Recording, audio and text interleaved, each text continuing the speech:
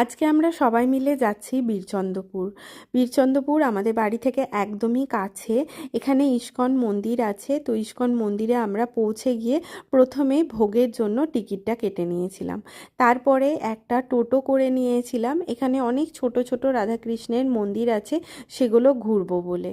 আর এখানে বেশিরভাগ মন্দিরেই কিন্তু ছবি তোলা বারণ, তো যতটুকু পেরেছি আমরা ছবি তোলার চেষ্টা করেছি। বীরচন্দ্রপুর আমি এসেছিলাম অনেক ছোট্টবেলায় আমার ঠাকুমার সাথে। তারপর এই আবার আসলাম আমার মেয়েকে সঙ্গে নিয়ে। আর এখন যাচ্ছি যে মন্দিরটায়, সেই মন্দিরটা ছিল সব থেকে পুরনো মন্দির।